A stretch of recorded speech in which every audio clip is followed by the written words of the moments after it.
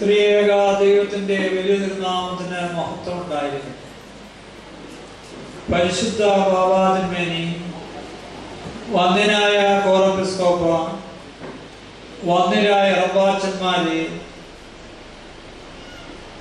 ഈ ശ്രീപാദ സമൂഹത്തിന്റെ ഭവനങ്ങളുടെ കാര്യങ്ങൾക്ക് വേണ്ടിയുള്ള എല്ലാ ചുമതലക്കാരുടെയും മാതാപിതാക്കളെ, സഹോദരി സഹോദരങ്ങളെ, വാത്സല്യമുള്ള കുഞ്ഞുങ്ങളെ, 1993 മുതൽ 98 വരെ ആദ്യത്തെ ഒരു 5 വർഷക്കാലം ഞാൻ ഇതിൻ്റെ പ്രസിഡൻ്റായിരുന്നു. അന്ന് സെക്രട്ടറി ആയിട്ടുണ്ടായിരുന്നത് വന്ദനായ ഫിലിപ്പോസ് കോറെപ്പിസ്കോപ്പയാണ്. 98 മുതൽ 2007 വരെ 9 വർഷക്കാലം അഭിനന്ദനായ മാത്യൂസ് മാർ സേവ്യറുസിന്മേനി ഇതിൻ്റെ ചുമതലക്കാരനായിരുന്നു. വീണ്ടും 2007 മുതൽ ഈ മാർച്ച് 31 ആകുമ്പോൾ വീണ്ടും 5 വർഷം കൂടെ തികയാണ്. 2012 മാർച്ച് 31 രണ്ടാം പ്രാവശ്യവും ഇതിൻ്റെ ചുമതലക്കാരനായി ഞാനിരുന്നു. 1924 സെപ്റ്റംബർ മാസം 14-ാം തീയതി ശ്ലീബാ പെരുന്നാൾ ദിവസം ഭാഗ്യസ്മരണാർഹനായ പത്രോസ് മാർ ഒസ്താത്യോസ് തിരുമേനി ഒരു ശമാശനായിരുന്ന കാലഘട്ടത്തിലാണ് ഈ പ്രസ്ഥാനം സ്ഥാപിച്ചത്. അന്നത്തെ കേരളം, അന്ന് കേരളമില്ല, അന്നത്തെ തിരുവിതാംകൂർ, കൊച്ചി, മലബാറിൽ തന്നെ ഒരു ബ്രിട്ടീഷ് മലബാർ പ്രത്യേകം ഇങ്ങനെയൊക്കെ ആയിരുന്നുവെന്ന് പഴയ ചരിത്രം അറിയാവുന്ന എൻ്റെ പ്രായവും എന്നേക്കാൾ പ്രായമുള്ളവർക്കൊക്കെ അറിയാം. ഇപ്പോഴത്തെ കുഞ്ഞുങ്ങൾക്ക് ഇത് വല്ലതും പഠിക്കണമെന്ന് പോലും എനിക്ക് അറിഞ്ഞൂടാ. കുഞ്ഞുങ്ങളോടൊക്കെ ഇത് പറയുമ്പം അവർ ചോദിക്കുന്ന ഒരു ചോദ്യമുണ്ട്, ഇതൊക്കെ പഠിച്ചിട്ടെന്താ, ഫോർ വാട്ട്? അവരുടനെ ഇംഗ്ലീഷിൽ പറയും ഫോർ വാട്ട്, എന്തിനു പഠിക്കുന്നു? പിതാക്കന്മാരുടെയും അതുപോലെ തന്നെ നമ്മളുടെ മുൻതലമുറകളുടെയും ജീവിതവും ചരിത്രവും ഒക്കെ മനസ്സിലാക്കേണ്ടതാണ്. 1-ാം ലോക മഹായുദ്ധം കഴിഞ്ഞു, ഒത്തിരിയൊക്കെ കെടുതികളെല്ലാം ഉണ്ടായി. 1920 മുതൽ 30 വരെയുള്ള കാലങ്ങളിൽ സാമ്പത്തികമായ ഒത്തിരി ഉന്നതി ഉണ്ടായി. അതിന് ഇംഗ്ലീഷിൽ പറയും എക്കണോമിക് ബൂം എന്ന് പറയും. 30 മുതൽ പിന്നെ അങ്ങോട്ട് തുടങ്ങിയത് എക്കണോമിക് ഡിപ്രഷനാണ്. അതിപ്പോൾ എല്ലാവർക്കും അറിയാം. കാരണം ഇപ്പോഴും വീണ്ടും ഒരു ഡിപ്രഷൻ, ഇതൊക്കെ ആവർത്തിച്ചുകൊണ്ടേ ഇരിക്കുക. ഒരു എക്കണോമിക് ബൂം വന്നു, സാമ്പത്തികമായ ഔന്നത്യം വന്നു. ആ സാമ്പത്തികമായ ഔന്നത്യത്തിൻ്റെ 10 വർഷങ്ങൾക്ക് ശേഷം 30കളിൽ ഒരു സാമ്പത്തിക പരാധീനത പടുകുഴിയിലേക്ക് വന്നു. ഇന്ന് ലോകബാങ്കും അതുപോലെയുള്ള വലിയ വലിയ സംഘടനകളൊക്കെ ഈ താഴ്ചയിലേക്ക് പോകുന്ന സമൂഹത്തെ എല്ലാം ഉദ്ധരിക്കുവാനായിട്ട് കോടിക്കണക്കിന് ഡോളറുകൾ അങ്ങോട്ടും ഇങ്ങോട്ടും ഒക്കെ കൊടുത്ത് സഹായിക്കുന്നതാണ്. എന്നാൽ ഈ 30കളിൽ ഇങ്ങനെയുള്ള സഹായത്തിന് യാതൊരു മാർഗവുമില്ലായിരുന്നു. ആ കാലയളവിലാണ്, അതിന് തൊട്ട് മുമ്പാണ് അഭിനന്ദനായ ഒസ്താത്യോസ് തിരുമേനി, അന്നത്തെ പത്രോസ് ശമാശൻ ഈ കാര്യങ്ങളൊക്കെ ആരംഭിക്കുന്നത്. 30കളൊക്കെ പ്രയാസങ്ങളുടെ, പ്രതികൂലതകളുടെ മധ്യമാണ്. അതങ്ങോട്ട് പോയി 2-ാം ലോക മഹായുദ്ധം വന്നു. 2-ാം ലോക മഹായുദ്ധത്തിൽ ഒത്തിരി കെടുതികളുണ്ടായി. അനേകം മനുഷ്യർ കൊല്ലപ്പെട്ടു. ഹിരോഷിമ, നാഗസാക്കി ഇവിടെയൊക്കെ ബോംബിട്ട് ലക്ഷക്കണക്കിന് മനുഷ്യർ കൊല്ലപ്പെട്ടു. അതോടുകൂടി ലോകം മുഴുവനും പട്ടിണിയാണ്. ആ പട്ടിണിയുടെ അവസാന ഘട്ടത്തിലോട്ട് വരുമ്പോഴാണ് 1947 ഓഗസ്റ്റ് 15-ന് ഇന്ത്യ സ്വതന്ത്രയാകുന്നത്. ഇന്ത്യ സ്വതന്ത്രയാകുന്ന കാലഘട്ടത്തിൽ ഇവിടെ വളരെയധികം ബുദ്ധിമുട്ടാണ്. ഇന്ത്യ സ്വാതന്ത്ര്യമാകുന്നതിന് 1 വർഷം മുമ്പെയാണ് ഞാൻ ജനിച്ചത്. ഞാൻ ജനിച്ച് അങ്ങോട്ട് ചെറുപ്രായത്തിൽ വളരുമ്പോഴുള്ള പ്രയാസവും പ്രതികൂലതയും ഒക്കെ എന്താണെന്ന് പറഞ്ഞാൽ ഇന്നത്തെ കുഞ്ഞുങ്ങൾ പറയും ഇതൊക്കെ വെറുതെ പറയാം. തീപ്പെട്ടി എന്ന് പറയുന്ന സാധനം കിട്ടാനില്ല. അപ്പോൾ അന്നത്തെ വല്യപ്പച്ചിമാരും അമ്മമാരും ഒക്കെ എന്താ ചെയ്യുന്നത്, നെരുപ്പോടെന്ന് പറഞ്ഞൊന്നുണ്ട്, തീയൊക്കെ കൂട്ടി ഭൂമിയൊക്കെ ഇട്ട് അതിനകത്ത് മറ്റുള്ള ചില കാര്യങ്ങളൊക്കെ കെട്ടുപോകാത്ത വിധത്തിൽ അതൊക്കെ ഇട്ട് തീ സൂക്ഷിക്കാൻ നെരുപ്പോടുണ്ട്. രാവിലെ ഈ നെരുപ്പോടിൽ ഊതുക, ഊതി ഊതി തീ കത്തിക്കും. കാരണം എന്താ, നെരുപ്പോടില്ല, തീപ്പെട്ടിയില്ല. പിള്ളേരിപ്പോ ചോദിക്കും ലൈറ്റർ ഇല്ലേ എന്ന് ചോദിക്കും. അന്നങ്ങനെ ഒരു സാധനം കേട്ടിട്ട് പോലും. അപ്പൊ ഇങ്ങനെയുള്ള പ്രതികൂലതകളുടെ സാഹചര്യത്തിലാണ് ഒസ്താദിയോസ് തിരുമേനിയുടെ പ്രവർത്തനങ്ങളെല്ലാം നടക്കുന്നത്. അസ്വതന്ത്രയായ ഭാരതം, അതുപോലെ സാമ്പത്തികമായ മാന്യം. 30കളുടെ ആരംഭഘട്ടത്തിൽ തൊട്ട് ഈ തിരുവിതാംകൂറിൽ നിന്നും കുറച്ചൊക്കെ കൊച്ചിയിൽ നിന്നുമെല്ലാം മലബാറിലേക്ക് കുടിയേറ്റമായി. ആ കുടിയേറ്റ പ്രദേശത്തിലേക്ക് തിരുമേനി മെത്രാപ്പൊലീത്ത ആയപ്പോൾ തിരുമേനിക്ക് കൊടുത്തതും ആ ഒരു കുടിയേറ്റ പ്രദേശത്തിലെ സ്ഥലമാണ്. ബുദ്ധിമുട്ടുകളിലുള്ള ഓരോ മനുഷ്യരെയും ഉദ്ധരിക്കുവാനായിട്ട് തിരുമേനി അങ്ങേയറ്റം പ്രവർത്തിച്ചിട്ടുണ്ട്. ഇന്ന് ഞങ്ങൾക്കൊക്കെ വളരെയധികം സൗകര്യങ്ങളുണ്ട്. ആ സൗകര്യങ്ങളുടെ മധ്യത്തിലാണ് ഞങ്ങളൊക്കെ ജീവിക്കുന്നത്. എന്നാൽ പഴയ കാലത്തെ പിതാക്കന്മാരൊക്കെ ബുദ്ധിമുട്ടുകളുടെ മധ്യത്തിലാണ് നടക്കുന്നത്. 1825 മുതൽ 1855 വരെ ഈ മലങ്കര സഭയെ ഭരിച്ചിരുന്ന മെത്രാപ്പൊലീത്ത, അന്നൊരു മെത്രാപ്പൊലീത്തേ ഉള്ളൂ മലങ്കര സഭയ്ക്ക് മുഴുവൻ കൂടെ. 1825 മുതൽ 1855 വരെ മലങ്കര സഭയെ ഭരിച്ചിരുന്ന ഒരു മെത്രാപ്പൊലീത്തയാണ് ചേപ്പാട് മാർ ദീവന്നാസ്യോസ് അഥവാ ദീവന്നാസ്യോസ് നാലാമൻ. ആ പുണ്യപിതാവ് അക്ഷരാർത്ഥത്തിൽ ഒത്തിരി പട്ടിണി കിടന്നിട്ടുണ്ട്. അത്രയും പട്ടിണി കിടന്ന ഒരു മെത്രാത്തിനെ കുറിച്ച് ഞാൻ വായിച്ചിട്ടേ ഇല്ല. ആദിമ നൂറ്റാണ്ടിലൊക്കെ ഉണ്ടാകാം, പക്ഷേ സഭാചരിത്രം ഇങ്ങനെ വായിച്ച് നോക്കുമ്പോൾ ഇത്രയേറെ പട്ടിണി കിടന്ന ഈ നമ്മുടെ ഒരു പിതാവിനെ കാണാൻ പറ്റുന്നില്ല. അന്ന് നവീകരണ സഭ്യമായിട്ടുള്ള വലിയ പ്രശ്നങ്ങളൊക്കെ ഉണ്ടായി. നവീകരണക്കാർ പ്രത്യേകമായി പിരിഞ്ഞു പോകുന്ന കാലയളവിൽ ആ പുണ്യപിതാവിന് തൻ്റെ സ്ഥാനം, മലങ്കര മെത്രാപ്പൊലീത്ത സ്ഥാനം ഒഴികെ പരദേശിയായി വന്നിരുന്ന ഒരു മെത്രാപ്പൊലീത്തായ്ക്ക് ഈ സ്ഥാനമൊക്കെ കൈമാറുകയൊക്കെ ചെയ്തു. അതിനെക്കുറിച്ച് പല കാര്യങ്ങളും പറയുന്നുണ്ട്. അത് അദ്ദേഹത്തിൻ്റെ ബലഹീനതയാണെന്ന് പറയുന്നു. എന്നാൽ അദ്ദേഹത്തിൻ്റെ ആരോഗ്യമൊക്കെ ക്ഷയിച്ചപ്പോൾ അദ്ദേഹത്തിന് മറ്റു പോംവഴിയില്ലാതെ വന്നു. 1825 അതിനുശേഷം ഉണ്ടാകുന്ന മാവേലിക്കര പടിയോലയുടെ കാലത്തൊക്കെ അദ്ദേഹം വളരെ ശക്തനായ ധീരനായ പോരാളിയായി ഈ പരിശുദ്ധ സഭയെ നയിച്ച. എന്നാൽ അദ്ദേഹത്തിൻ്റെ ജീവിതാവസാനം വളരെയധികം ദുഃഖകരമായിരുന്നു. അന്നത്തേക്ക് കഴിക്കാനുള്ള ഭക്ഷണം പോലും ഇല്ല. പല ദിവസങ്ങളിലും പട്ടിണിയോട് പട്ടിണി. അദ്ദേഹത്തിൻ്റെ കബറ് ചേപ്പാട് നമ്മുടെ പള്ളിയിൽ ഇവിടെ തെക്കു വശത്ത് സ്ഥിതി ചെയ്യുക. നിങ്ങൾക്ക് അവിടെ പോയാൽ ആ കബറ് കാണാം. അങ്ങനെ ഈ സഭയെ മേടിച്ചു വരുത്തിയിട്ടുള്ളവരുണ്ട്. അതുപോലെ തന്നെ പാമ്പാടി തിരുമേനിയുടെ കാലഘട്ടത്തിൽ, പരിശുദ്ധനായ പെരുമല തിരുമേനിയുടെ കാലഘട്ടത്തിലൊക്കെ പട്ടിണിയും പ്രയാസവും ദുരിതവും ഒക്കെ ഉണ്ട്. ഇന്ന് ഞങ്ങൾക്ക് മെത്രാജന്മാർക്ക് ആർക്കും പട്ടിണിയൊന്നുമില്ല. പിന്നെ ഇങ്ങനെ പ്രോഗ്രാം ഒന്നേ തുടർന്ന് പ്രോഗ്രാം ആകുമ്പോൾ കഴിക്കാൻ നേരം കിട്ടത്തില്ലെന്നേ ഉള്ളൂ. അത് വേറൊരു കാര്യമാണ്. ഇങ്ങനെ പൊയ്ക്കൊണ്ടേയിരിക്കണം. അപ്പോൾ കഴിക്കാൻ നേരം കിട്ടത്തില്ല. ഈ ഒസ്താദിയോസ് തിരുമേനി ഒരേ സമയത്ത് തന്നെ മലബാർ ഭദ്രാസനത്തിന്റെ മെത്രാപ്പൊലീത്തായി ശ്രീപാദാസ സമൂഹത്തിന്റെ അധ്യക്ഷനുമായിരുന്നു. ഈ ശ്രീപാദാസ സമൂഹത്തിന്റെ അത് നട്ടത് മുതൽ 1924 സെപ്റ്റംബർ 14 അത് നട്ടു. അത് വളർത്തി. അതിന്റെ ആദ്യത്തെ ചിന്തയൊക്കെ വരുന്നത് തിരുമേനിയിലുമല്ല, സഭയുടെ ആദ്യം മുതലേ ഉണ്ട്. എങ്കിലും ഈ ആധുനിക കാലഘട്ടത്തിൽ ഇതിന്റെ ആദ്യത്തെ ചിന്തകളെല്ലാം കൊണ്ടുവരുന്നത് പരിശുദ്ധനായ പെരുമല തിരുമേനിയാണ്. കാളികുന്നിലുള്ള, ഇപ്പോൾ അതിൻ്റെ പേര് യോർദാൻ പുരം, അവിടെയുള്ളൊരു പള്ളിയുണ്ട്.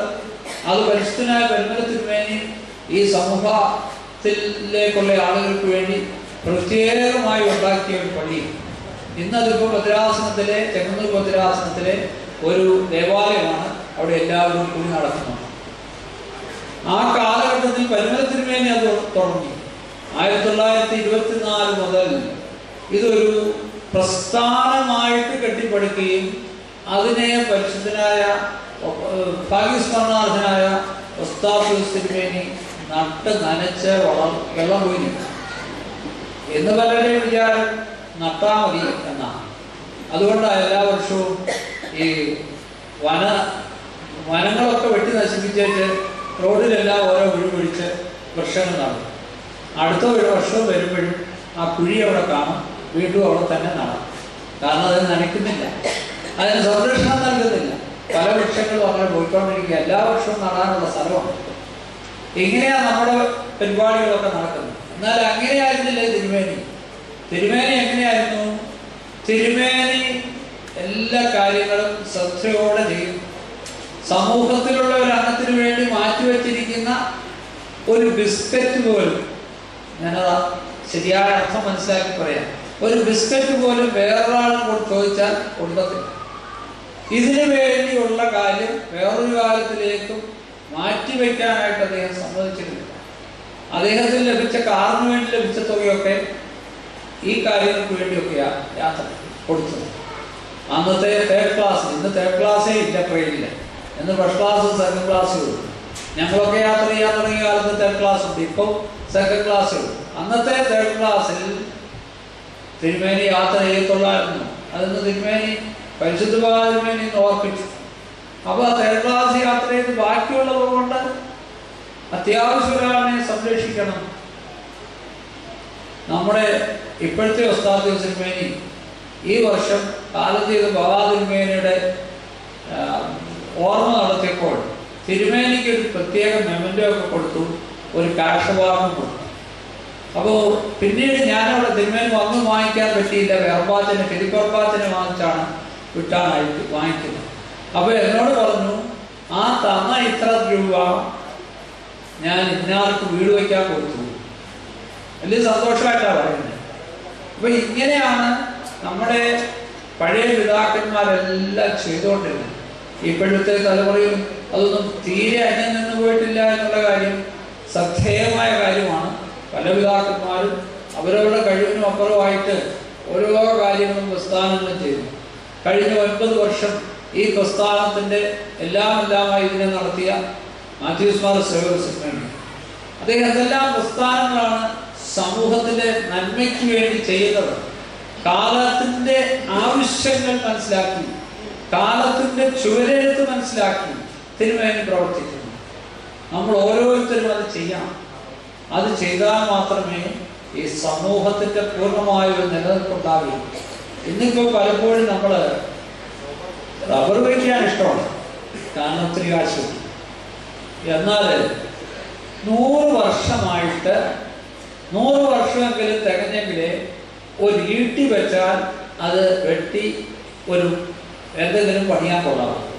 100 വർഷം കാണും. ഇവിടെ ഇരിക്കുന്നവരാരും ഒരു ഈട്ടി വരെ കുഴിച്ചത് എന്താ? എൻ്റെ കാലത്ത് കിട്ടത്തില്ല, എൻ്റെ മക്കളുടെ കാലത്ത്. പിന്നെ അതിനപ്പുറം തന്നെ അതിനൊന്നും മെനക്കെടണ്ട. ഇങ്ങനെയുള്ളൊരു ചിന്താഗതിയാണ് നമ്മുടെ മനസ്സിൽ. ഒരു ഈട്ടിമരം പോലും കുഴിച്ചു വിടത്തില്ല. ഈട്ടിമരം വളർന്നു വലുതായി അതിൻ്റെ പൂർണ്ണ വളർച്ച എത്തണമെങ്കിൽ 100 വർഷം വേണം.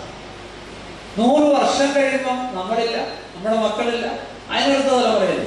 അതവർ വേണമെങ്കിൽ അന്ന് ഉണ്ടായിക്കൊള്ളു. ഇപ്പം നമുക്കെല്ലാം അത്യാവശ്യം റബ്ബർ വച്ചാൽ 7 വർഷം കഴിയുമ്പം കാര്യമായി നോക്കിയാൽ അതിൽ നിന്ന് അനുഭവം. പിന്നെ വല്ല വാഴയോ തെങ്ങോ ഒക്കെ അതും ഇപ്പോൾ ഇല്ല. നെല്ലെന്ന് പറയുന്നത് കൂടിയാൽ 6 മാസം, ഇല്ലെങ്കിൽ 120 ദിവസം, ഇല്ലെങ്കിൽ 90 ദിവസം കൊണ്ട് വിളയുന്ന കിട്ടാം. അതുപോലെ നടാനിന്ന് നമുക്ക് മനസ്സില്ല. നെല്ല് കായ്ക്കുന്ന മരം ഏതാന്ന് ചോദിക്കുന്ന കുഞ്ഞുങ്ങളൊക്കെ ഇവിടെ ഇരിക്കുന്നതിലും കാണും. പല പിള്ളേരും ചോദിക്കുന്നത് നെല്ല് കായ്ക്കുന്ന മരം ഏതാണ്? നമ്മുടെ നാട്ടിലെ ദുസ്ഥിതിയാണ്. സമൂഹത്തിൽ ഈ ദൈനംദിന കാര്യത്തിൽ അറിയേണ്ട കാര്യങ്ങളൊന്നും അറിയില്ല. പിതാക്കന്മാരെല്ലാം ഇതെല്ലാം ഊന്നി ഊന്നി പഠിപ്പിച്ചു. അവർ ഈ നിലയിലേക്ക് എല്ലാവരെയും വളർത്തി. അതുകൊണ്ട് പ്രിയപ്പെട്ട മാതാപിതാക്കളെ, ഭാഗ്യസ്മരണാർഹനായ ഒസ്താത്യോസിനെ നമ്മൾ ഓർക്കുമ്പോഴൊക്കെ അദ്ദേഹത്തിൻ്റെ ജീവിതത്തിലെ ഏറ്റവും വലിയൊരു സംഗതി, പ്രയാസത്തിലിരിക്കുന്നവരോട്, ബുദ്ധിമുട്ടിലിരിക്കുന്നവരോടുകൂടെ സമൂഹത്തിൽ നിന്ന് വരുന്ന നിക്ഷിപ്തരുമായിട്ടുള്ള ആളുകളെ കർത്താവിനെ തന്നെ അന്നത്തെ യഹൂദന്മാർ വിശേഷിപ്പിച്ചത് ഇങ്ങനെയാണ്: ചുങ്കക്കാരുടെയും വേശ്യകളുടെയും ഒക്കെ സ്നേഹിതൻ. എന്ത് മോശമായിട്ടാണ് പറയുന്നത്. കർത്താവ് അവരെ എല്ലാം ഔന്നത്യത്തിലേക്ക് ഉയർത്തിക്കൊണ്ടുവന്ന ആ കർത്താവിൻ്റെ ശിഷ്യന്മാരും ശിഷ്യകളുമാണ് പ്രിയപ്പെട്ടവരെ നമ്മൾ ഓരോരുത്തരും. അപ്പോൾ കർത്താവ് കാണിച്ചു തന്ന ഓരോ വഴിയും നമ്മൾ ഓർക്കണം. ഞാൻ അധികം നീക്കിക്കൊണ്ട് പോകുന്നില്ല. ഇന്ത്യയുടെ ചരിത്രത്തിലെ, ഈ ഭാരതത്തിൻ്റെ ചരിത്രത്തിലെ ഒരു മഹാരാജാവിൻ്റെ ഒരു കഥ പറഞ്ഞേച്ച് അങ്ങ് അവസാനിപ്പിക്കാം. ഉച്ചനേരമല്ലേ, അതുകൊണ്ട് കഥ കേൾക്കാൻ ഉറക്കം വരത്തില്ല. ഇവിടെ ഒരു മഹാരാജാവ് ഉണ്ടായിരുന്നു. ആ മഹാരാജാവിൻ്റെ പേര് ഭോജ മഹാരാജാവ് എന്നായിരുന്നു. കുഞ്ഞുങ്ങൾ ശ്രദ്ധിക്കണേ, കഥ കേൾക്കാൻ ഇഷ്ടമാണല്ലോ. ഭോജ മഹാരാജാവ്, പ്രായമുള്ളവരൊക്കെ വായിച്ചുക. ആ മഹാരാജാവ് അദ്ദേഹത്തിൻ്റെ മന്ത്രിയും അദ്ദേഹത്തിൻ്റെ സേവകനുമായി വനത്തിലൂടെ പോയി. വനത്തിൽ അങ്ങോട്ടും ഇങ്ങോട്ടും പോയി മഹാരാജാവ് ഒരു വഴിക്ക്, സേവകൻ ഒരു വഴിക്ക്, മന്ത്രി ഒരു വഴിക്കായിട്ട് പോയി. മൂന്ന് പേരും അങ്ങോട്ടും ഇങ്ങോട്ടും തിരക്ക് നടക്കുകയാണ്. രാജാവിനെ തിരക്കി സേവകനും മന്ത്രി, അവരെ തിരക്കി രാജാവും. ഇങ്ങനെ കാട്ടിനുള്ളിൽ അലങ്ങിയ. അങ്ങനെ ഇരിക്കുമ്പോൾ കാട്ടിനുള്ളിലെ ഉൾഭാഗത്ത് അവർ ചെന്നപ്പോൾ ഒരു വയസ്സെന്ന മുനിയിരിക്കുന്നു. കണ്ണും കാണത്തില്ല. അപ്പോൾ ആദ്യമായി ആ മുനിയുടെ അടുത്ത് ചെല്ലുമ്പോൾ കാണുന്നത് സേവകനാണ്. ആ മുനിയെ കാണുന്നത്. സേവകൻ വളരെയധികം പരിഹാസത്തോടെ പൊട്ടക്കണ്ണനായ വയസ്സ, ഇതിലെ രണ്ടുപേര് പോകുന്നത് കണ്ടോന്ന് ചോദിച്ചു. ആ ചോദ്യം തന്നെ തെറ്റാന്ന് എനിക്കറിയാം. പൊട്ടക്കണ്ണന, അദ്ദേഹത്തിന് കണ്ണ് കാണാൻ വയ്യ. എങ്കിലും അദ്ദേഹത്തെ ഒന്നുകൂടെ വിഷമിപ്പിക്കത്തക്ക വിധത്തിൽ ചോദിക്കുക, പൊട്ടക്കണ്ണനായ കിഴവ വയസ്സ, ഇതിലെ രണ്ടുപേര് പോകുന്നോന്ന് ചോദിച്ചു. അദ്ദേഹം പറഞ്ഞു, വളരെ സമയത്തിനോട് പറഞ്ഞു, എനിക്ക് കണ്ണ് കാണാൻ വയ്യാത്തില്ല, നിനക്ക് മനസ്സിലായിരുന്നൊന്നും അല്ല ചോദിച്ചത്, ഞാൻ കണ്ടില്ല എന്ന് പറഞ്ഞു. അയാളെ വഴിയെ പോയി. ഇച്ചിരി കഴിഞ്ഞപ്പോഴത്തേക്ക് മന്ത്രി വന്നു. മന്ത്രി വന്നിട്ട് ചോദിക്കുകയാണ്, ഹേ, ഇതിലെ രണ്ടുപേർ പോകുന്നത് കണ്ടോ? മന്ത്രി വലിയ അധികാര മനോഭത്തോട്, ധാർഷ്ട്യത്തോടാണ്, അധികാരമുള്ളവരെല്ലാം അപ്പൊ അങ്ങനെയല്ലേ, ധാർഷ്ട്യത്തോട് ചോദിച്ചു, ഇതിലെ രണ്ടുപേർ പോകുന്നത് കണ്ടോ? അപ്പോഴും സമചിത്തത ഒന്നും കൈവിടാതെ അദ്ദേഹം മറുപടി പറഞ്ഞു, ഞാൻ കണ്ടില്ല.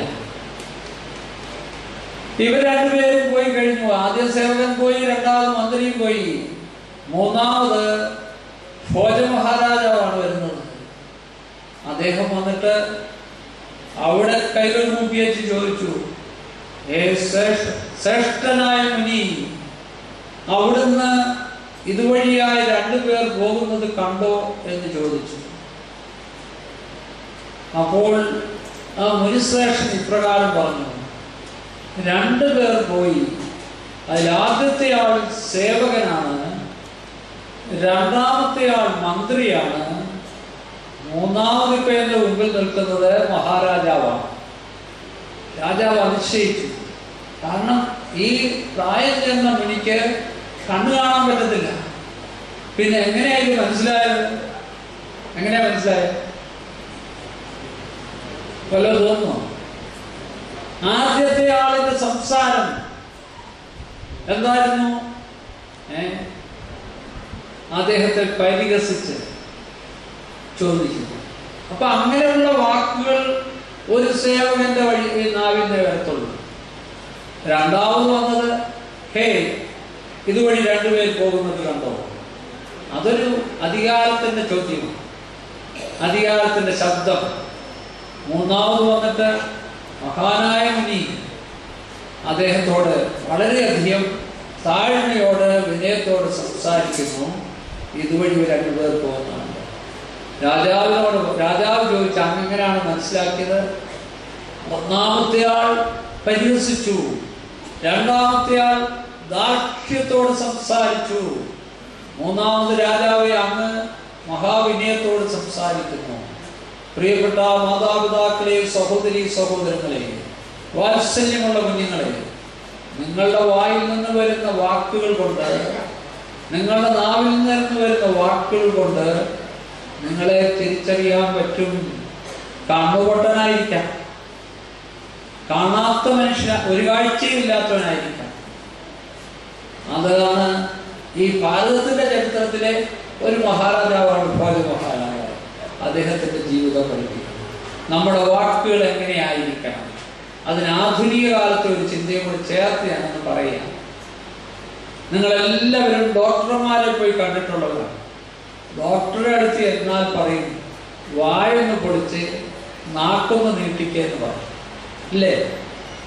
പറയത്തില്ലേ? ആരും ഡോക്ടറെ കണ്ടിട്ടില്ലാത്ത ഗതിയിലായിരിക്കുന്നത്. വായൊന്ന് പൊളിക്കാൻ പറയും, നാക്കൊന്ന് നീട്ടാൻ പറയും.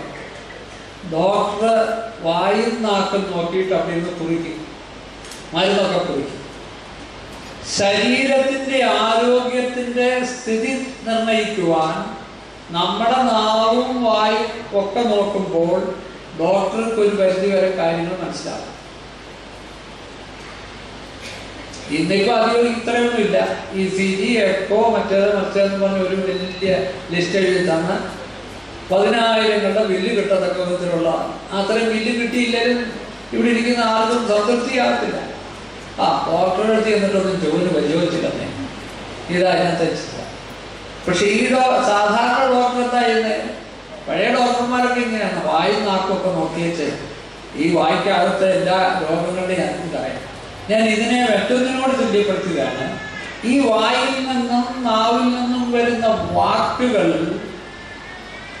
നമ്മുടെ ആത്മീയാരോഗ്യം, നമ്മളുടെ ഒരു ശരിയായ വ്യക്തിത്വത്തിൻ്റെ എല്ലാ ലക്ഷണങ്ങളും നമ്മുടെ വാക്കിൽ നിന്നും. ഞാൻ ഓർപ്പിച്ച കഥയും ഇതും കൂടെ ചേർത്ത് നിങ്ങൾ ചിന്തിക്കണം. ഭോജ മഹാരാജാവിൻ്റെ ശ്രേഷ്ഠമായ വാക്കുകൾ, അദ്ദേഹം ശ്രേഷ്ഠതയുള്ളവനാണ് കണ്ടത്. മന്ത്രിയുടെ അധികാരത്തിൻ്റെ സ്വരത്തിലുള്ള വാക്കുകൾ, അദ്ദേഹം മന്ത്രിയാണ് കണ്ടത്. സേവകന്റെ പരിഹാസത്തിൻ്റെ വാക്കുകൾ കൊണ്ട് അദ്ദേഹം സേവകനാണെന്ന് മനസ്സിലാക്കി. നമ്മുടെ ഓരോരുത്തരുടെയും വായിൽ നിന്ന് വരുന്ന വാക്കുകൾ, നാവിൽ നിന്ന് വരുന്ന വാക്കുകൾ ശ്രേഷ്ഠമായി തീരട്ടെ. ഭാഗ്യസ്മരണാർഹനായ തിരുമേനിയുടെ കാലഘട്ടം വളരെയധികം പ്രതികൂലതകളുടെ നടുവിൽ അദ്ദേഹം പ്രവർത്തിച്ചു. ഒരാളിനെ ജയിലിൽ പോയി കാണരുതെന്ന് CP രാമസ്വാമി ഉത്തരവ് പ്രഖ്യാപിച്ചു. തിരുമേനി അവിടെ പോയി കണ്ടു. ആൾ മരിച്ചു കഴിഞ്ഞപ്പോൾ ആളിനെ അടക്കുവാൻ ആരും പോയി പോകരുത് എന്ന് അദ്ദേഹത്തിന് കൽപ്പനയുണ്ടായി. ഇവിടെ വെച്ച് 1940 ആര് മെത്രാപ്പൊലീത്തായിട്ട് ഉയർത്തപ്പെട്ടുവോ അത്രയും പറഞ്ഞുകൊണ്ട് ആരാന്ന് നിങ്ങൾക്ക് മനസ്സിലായില്ല. ഇവിടെ വെച്ച് 1940 ആര് മെത്രാപ്പൊലീത്തായിട്ട് ഉയർത്തപ്പെട്ടുവോ അലക്സിയോസ് മാർ തെയോദോസിയോസ് തിരുമേനി പോയി അദ്ദേഹത്തിൻ്റെ ശവസംസ്കാര ക്രമം നടത്തി എന്നുള്ളത് ഈ നമ്മുടെ നാട്ടിലെ ചരിത്രത്തിൽ എഴുതിയിട്ടുള്ള കാര്യം. ഈ ചരിത്രങ്ങളൊക്കെ അറിഞ്ഞിരിക്കാൻ കഴിഞ്ഞു പോയ പിതാക്കന്മാർ എന്തെല്ലാം ബുദ്ധിമുട്ടിലും ക്ലേശങ്ങളിലൂടെ കടന്നുപോയി. ജയിലിൽ പോയി ഇന്നാലെ കാണരുത് എന്ന് പറഞ്ഞപ്പോൾ പത്രോസ് സിംഹാസൻ പോയി കണ്ട് പ്രാർത്ഥിച്ചു. അദ്ദേഹത്തിന്റെ ശവസംസ്കാരം നടത്തരുത് എന്ന് എല്ലാവരോടും പറഞ്ഞപ്പോൾ അതുപോലെ രാജ്യത്തിനെതിരായി എന്തെങ്കിലും ചെയ്തൊന്നുമല്ല. അന്നത്തെ ഭരണകർത്താവായ CP രാമസ്വാമി അയ്യർ അദ്ദേഹത്തിൻ്റെ ഒരു പ്രത്യേകതായ നിലയിലായിരുന്നു. അവസാനം അദ്ദേഹത്തിന് വെട്ടേറ്റ് മരിച്ചില്ല എന്ന് മാത്രം. അങ്ങനെയാണ് അദ്ദേഹം ഈ നാട് വിട്ട് ഓടിപ്പോകേണ്ടി വരും. അപ്പോൾ പ്രതികൂലതകളുടെ നടുവിൽ ധീരതയോട് പ്രവർത്തിച്ചിട്ടുള്ള ഒരു പുണ്യപിതാവിൻ്റെ 44-ാം ഓർമ്മ പെരുന്നാൾ നമ്മൾ നടത്തി കഴിഞ്ഞു. അതുകൊണ്ട് നമ്മുടെ ജീവിതത്തിൽ എന്തെങ്കിലും മാറ്റം വേണം. നമ്മുടെ വായിൽ നിന്ന് പുറപ്പെടുന്ന വാക്കുകൾ, നാവിൽ നിന്ന് വരുന്ന വാക്കുകൾ നന്നായിരിക്കണം എന്നുള്ളത് ആ ഭോജ മഹാരാജാവിൻ്റെ വാക്കുകൾ കൊണ്ട് നിന്ന് മനസ്സിലാക്കി. ഇങ്ങനെ കാര്യങ്ങൾ മനസ്സിലാക്കി പ്രവർത്തിക്കുവാൻ ദൈവം ഇടയാക്കട്ടെ എന്ന് പ്രാർത്ഥിച്ച് ആശംസിച്ചുകൊണ്ട് എൻ്റെ വാക്കുകളെ ചുരുക്കുന്നു. ദൈവത്തിൻ്റെ എല്ലാവരെയും വാഴ്ത്തി അനുഗ്രഹിക്കും. 44-ാമത് ശ്രാദ്ധ പെരുന്നാളിൻ്റെ അവസാന ഘട്ടത്തിലേക്ക് നമ്മൾ അടുത്തു വരികയാണ്. പരിശുദ്ധ കാതോലിക്ക ബാബാ തിരുമേനിയെ ആദരിക്കുന്ന ഈ ചടങ്ങിൽ ഇത്രയും നേരം ക്ഷമയോടുകൂടി കാത്തിരുന്ന നിങ്ങളോടുള്ള നന്ദിയാണ് ആദ്യമായിട്ട് പറയുവാനുള്ളത്. കാരണം രാവിലെ പ്രഭാതത്തിൽ ഇവിടെ എത്തി പ്രദർശനത്തിൽ വിശുദ്ധ കുർബാനയെ സംബന്ധിച്ച് കടന്നു വന്നിരിക്കുന്നവരാണ്. പരിശുദ്ധ കാതോലിക്ക ബാബാ തിരുമേനി ഔദ്യോഗികമായിട്ട് സ്ഥാനമേറ്റതിന് ശേഷം ആദ്യമായിട്ട് ഈ ഡേറയിലേക്ക് കടന്നു വന്നു. ഇന്നലെ രാത്രിയിൽ 11 മണി കഴിഞ്ഞു ബാബാ തിരുമേനി ഇവിടെ എത്തിയപ്പോൾ. പ്രഭാതത്തിൽ 7 മണിക്ക് നമസ്കാരം തുടങ്ങി. അതിനുശേഷമുള്ള എല്ലാ പ്രോഗ്രാമുകളിലും പങ്കെടുത്ത് പരിശുദ്ധ ബാബാ തിരുമേനി ഇപ്പോൾ വള്ളിക്കാട്ട് ദേറായിലെ ഒരു പ്രോഗ്രാമിൽ സംബന്ധിക്കാനായിട്ട് പോയിരിക്കുകയാണ്. നമ്മുടെ ക്ഷണം സ്വീകരിച്ച് ഇവിടെ എഴുന്നള്ളി നമ്മെ അനുഗ്രഹിച്ച പരിശുദ്ധ കാതോലിക്ക ബാബാ തിരുമേനിയോടുള്ള നന്ദിയും സ്നേഹവും തൃപാദങ്ങളിൽ അർപ്പിക്കുന്നു.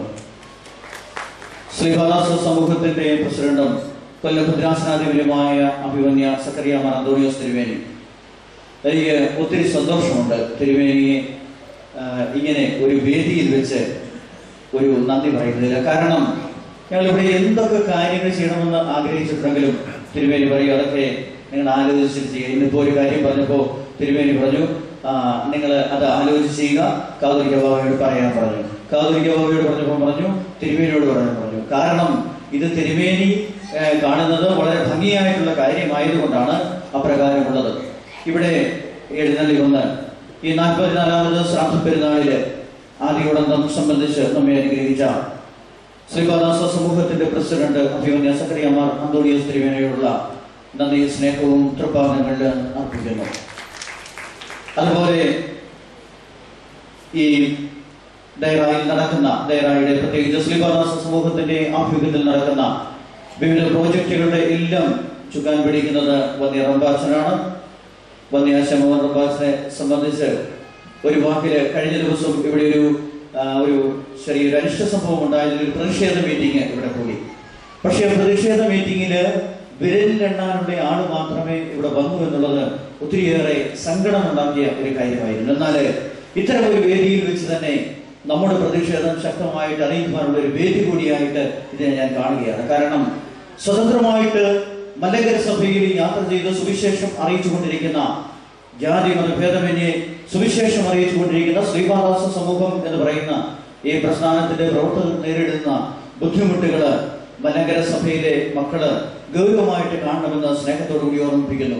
ശ്രീപാദാസ സമൂഹത്തിന്റെ പ്രവർത്തനങ്ങളില് വളരെ ചെറുപ്പകാലം മുതൽ ഇവിടെ കടന്നു വന്ന് 47-48 വർഷമായിട്ട് ഇവിടെ സേവനമനുഷ്ഠിക്കുന്ന ശ്രീപാദാസ സമൂഹം ജനറൽ സെക്രട്ടറി വന്യനായ ശമോൻ റംബാച്ചനോടുള്ള പ്രത്യേകമായ നന്ദിയും സ്നേഹവും ഈ സമയത്ത് അറിയിക്കുന്നു.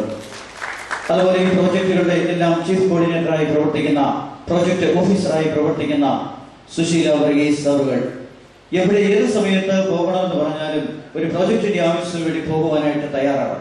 എന്നാൽ കഴിഞ്ഞ 1.5 വർഷം മുമ്പ് ഈ ഓട്ടങ്ങളുടെ എല്ലാം ഇടയിൽ ഒരു ഹൃദയ ശസ്ത്രക്രിയ ആവശ്യമായിട്ട് വന്നു.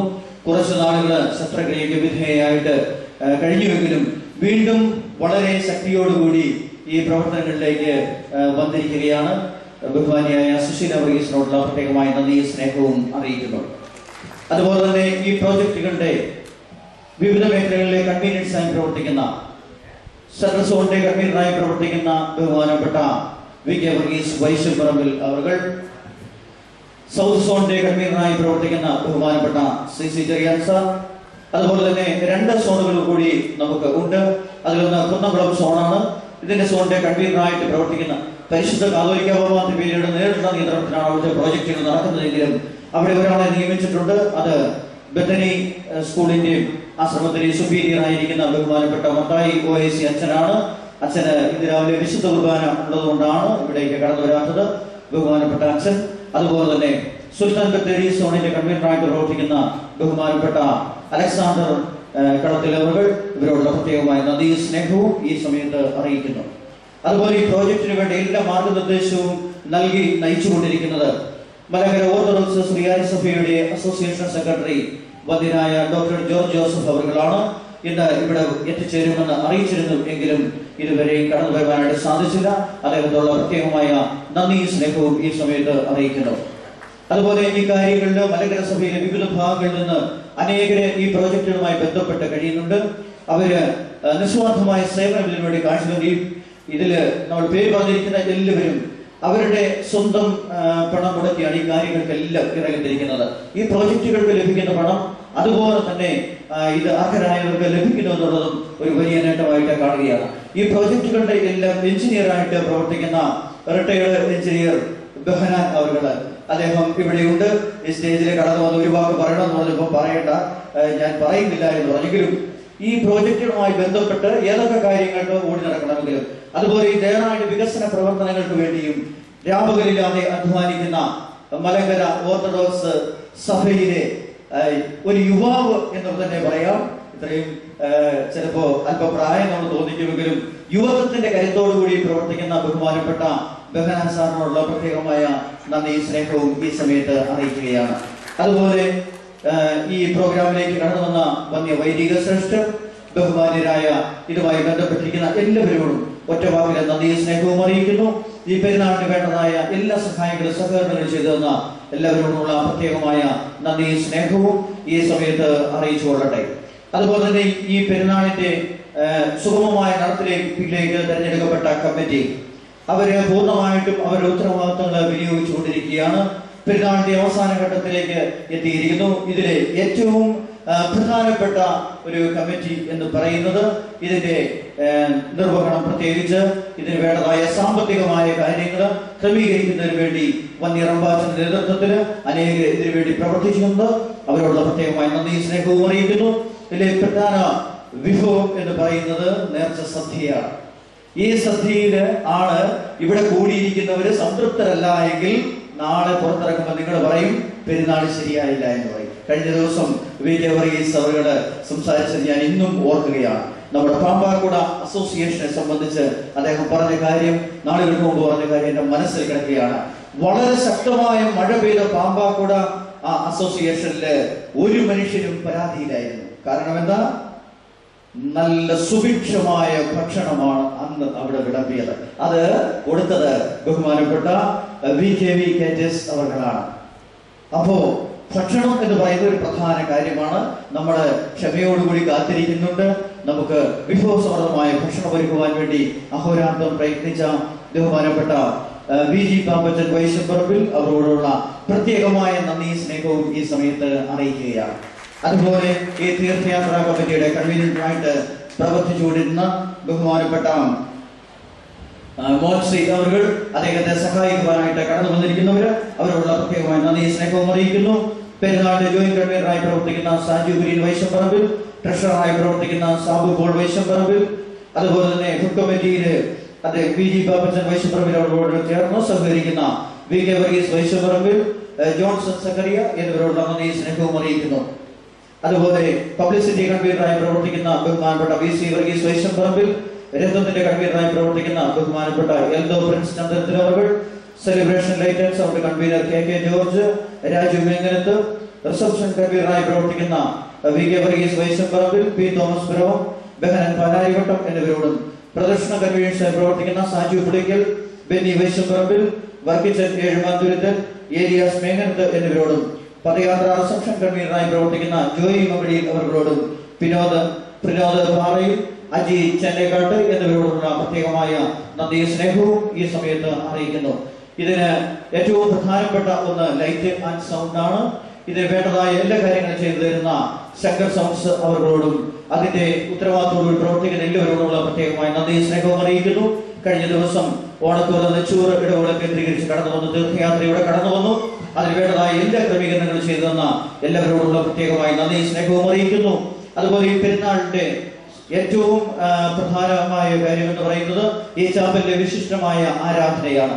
ദൈവത്തിന്റെ പരിശുദ്ധാത്മാവ് ഇറങ്ങി വന്ന ഈ ആരാധനയിൽ നേതൃത്വം വഹിച്ച പരിശുദ്ധ കാതോലിക്ക ബാബ തിരുമേനിയോടും അഭിമന്യ സക്കറിയ മാർ അന്തോണിയോസ് തിരുമേനിയോടും അഭിമന്യ ഡോക്ടർ തോമസ് മാർ അത്താനാസിയോസ് തിരുമേനിയോടും അഭിമന്യ ഡോക്ടർ മാത്യൂസ് മാർ സെവേറിയോസ് തിരുമേനിയോടും അഭിമന്യ യൂഹാനോൻ മാർ പോളികാർപ്പോസ് തിരുമേനിയോടുമുള്ള പ്രത്യേകമായ നന്ദി സ്നേഹവും ഈ സമയത്ത് തൃപ്പാദങ്ങളിൽ സമർപ്പിക്കുന്നു.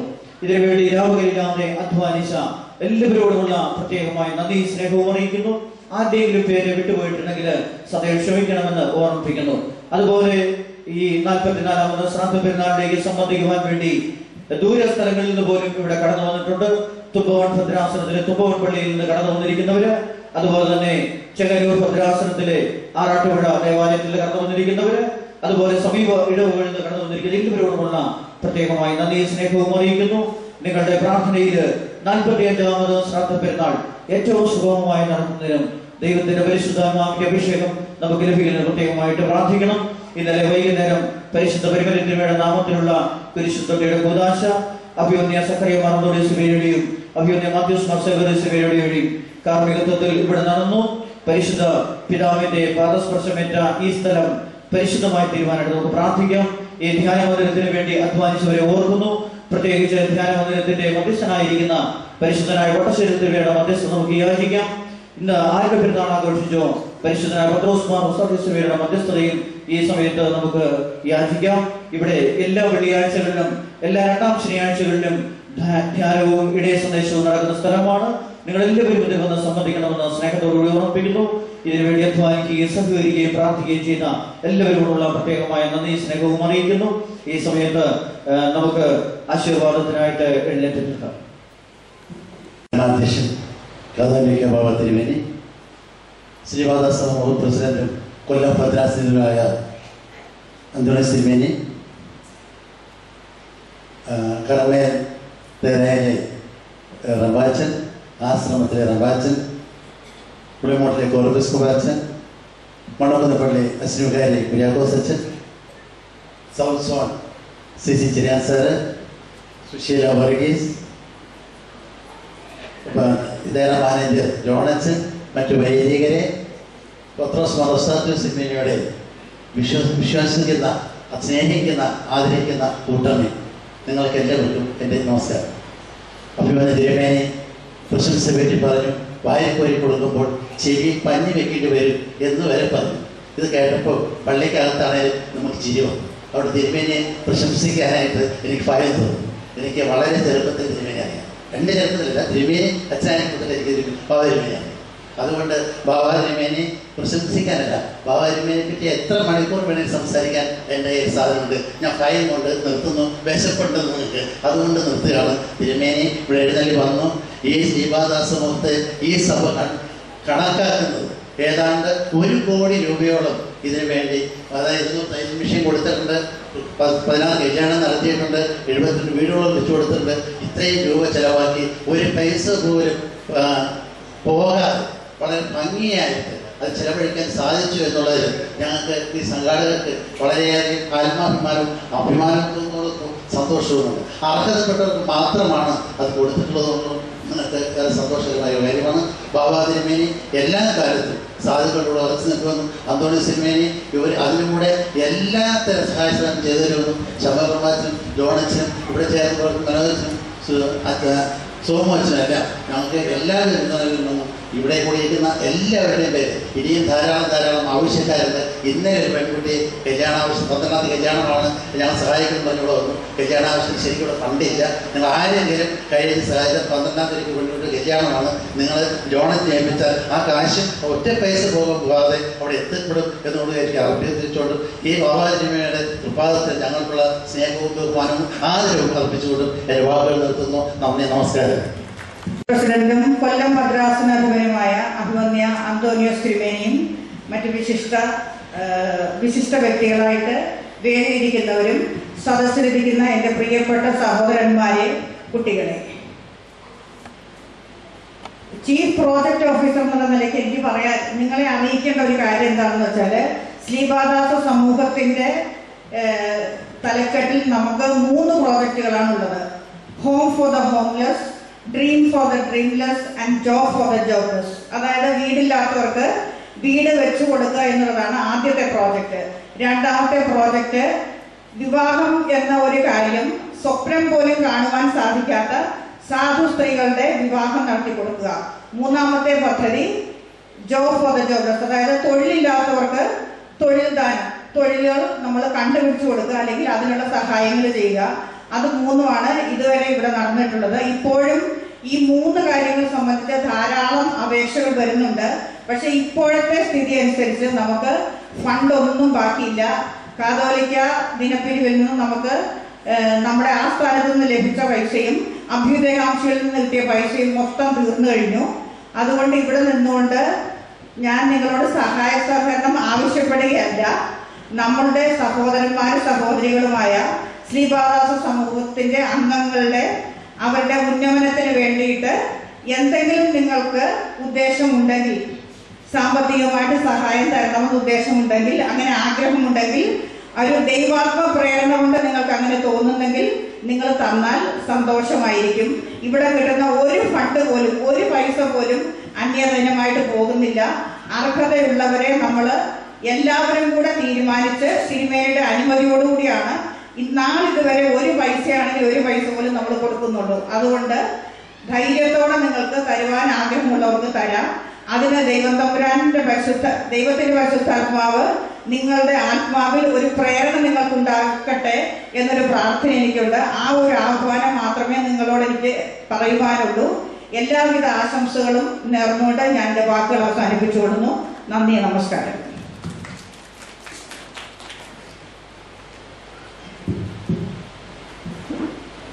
മുമ്പ് ഒരു കാര്യം കൂടി ഒന്ന് ഓർപ്പിക്കാം. ഈ 2012 ഫെബ്രുവരി മാസം 12-ാം തീയതി ഒരു വിവാഹം നടത്തുവാനായിട്ടുള്ള ഒരു അപേക്ഷ വന്നു. വളരെ പാവപ്പെട്ട ഒരു പെൺകുട്ടിയാണ്. ആ പെൺകുട്ടിയുടെ പിതാവ് രോഗബാധിതനായിട്ടിരിക്കുകയാണ്.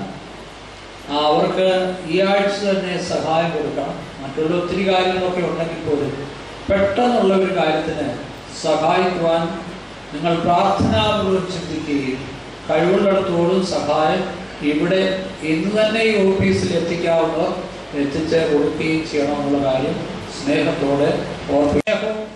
ഏകജാതന്റെ കൃപയും പരിശുദ്ധ റുഹായുടെ സംബന്ധവും സഹവാസവും നാം എല്ലാവരുടെ മേലും നമ്മുടെ എല്ലാ ഭവനങ്ങളുടെ മേലും ഭവനക്കാരുടെ മേലും വാങ്ങിപ്പോവരിലും എന്നുമെന്നേക്കുണ്ടായിരിക്കട്ടെ. എല്ലാവരും ലൈനായിട്ട് ചെന്ന് ഭക്ഷണം വാങ്ങി കഴിക്കണം, തിരക്ക് കൂട്ടരുതെന്നുള്ള കാര്യം ഓർമ്മിപ്പിക്കുന്നു. ഗായിക സംഘത്തിലെ കുട്ടികള് എത്രയും വേഗം ഈ സ്റ്റേജിലേക്ക് പ്രവേശിക്കണമെന്ന് സ്നേഹത്തോട് ഓർമ്മിപ്പിക്കുന്നു. ബഹുമാനപ്പെട്ട സോനു ഈ സ്റ്റേജിലേക്ക് കടന്നു വരണമെന്ന് സ്നേഹത്തോടുകൂടി ഓർമ്മിപ്പിക്കുന്നു.